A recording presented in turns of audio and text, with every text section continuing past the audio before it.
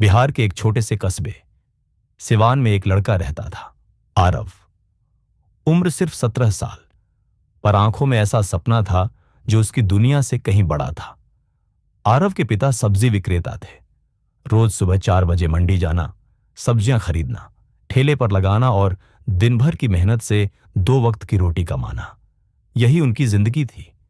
आरव अपने पिता के साथ अक्सर ठेले पर बैठता था, लेकिन उसका मन कहीं और भटकता। जब भी वो शहर की ओर देखता, उसे बड़े बड़े दफ्तर, सूट बूट पहने लोग और चमचमाती गाड़ियां दिखाई देती। वो सोचता, क्या मैं कभी इस दुनिया का हिस्सा बन पाऊंगा? एक दिन स्कूल में कंप्यूटर वर्कशॉप के दौरान उसे कोडिंग का परिचय मिला। सर ने बताया कि कैसे एक छोटी सी स्क्रिप्ट से मोबाइल ऐप बन सकती है। उस दिन आरव की दुनिया बदल गई। वो देर रात तक साइबर कैफे में बैठकर यूट्यूब से वीडियो देखता, फ्री कोर्स करता और HTML, CSS सीखता। सब्जी बेचने के बाद बची कुछ पाई पाई जोड़कर उसने एक सेकेंड हैंड लैपटॉप खरीदा। घर वाले हैरान थे। इसे क्या हो गया है? पिता ने पूछा। कोई नौकरी कर ले बेटा, ये लैपटॉप वैपटॉप से क्या होगा? आरव ने बस मुस्कुराकर कहा, बाबा बस थोड़ा वक्त दीजिए, कुछ बड़ा करना है। कोडिंग सीखना आसान नहीं था। इंग्लिश ठीक से नहीं आती थी। इंटरनेट का नेटवर्क भी कमजोर था। कई बार लैपटॉप हैंग हो जाता, कभी बिजली चली जाती, आरव टूट जाता।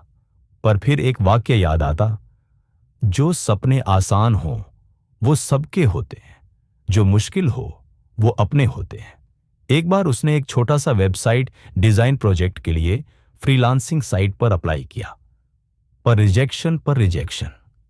10, 20, 30, 50 बार रिजेक्ट होने के बाद भी उसने हार नहीं मानी। फेसबुक के एक कोडिंग ग्रुप में उसकी बातचीत एक दिल्ली के सॉफ्टवेयर इंजीनियर राहुल वर्मा से हुई। राहुल ने उसकी लगन देखी और उसे एक वर्चुअल इंटर्नशिप ऑफर की, बिना पैसे के लेकिन सीखने का मौका। राहुल ने आरव को गाइड किया, कैसे कोड को क्लीन लिखा जाता है, क्लाइंट से बात कैसे करनी है और कैसे छोटे प्रोजेक्ट से शुरुआत की जाती है। 3 महीने की मेहनत के बाद आरव ने अपने दम पर एक वेबसाइट डिजाइन कर दी।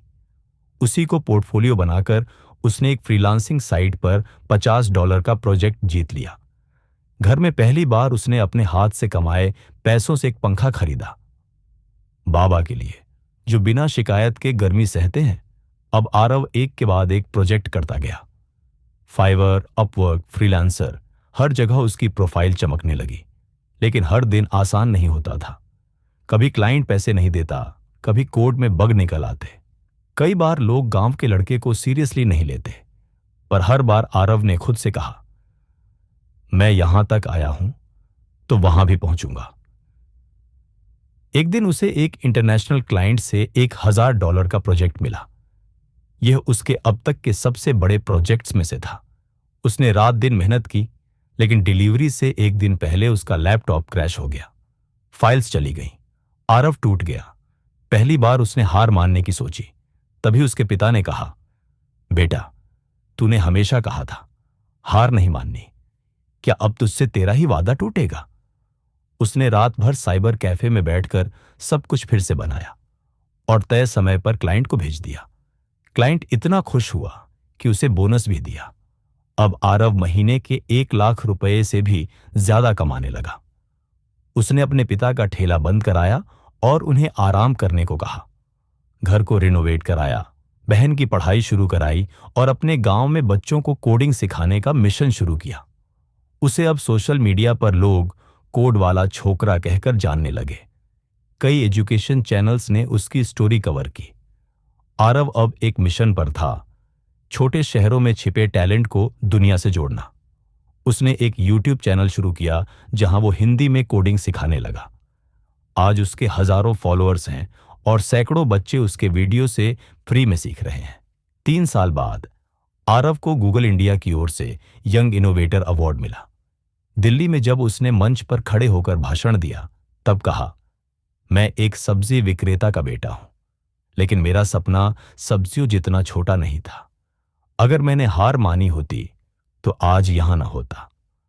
हॉल तालियों से गूंज उठा। आज भी आरव वही है जहां से चला था, लेकिन अब मकसद बदल चुका है।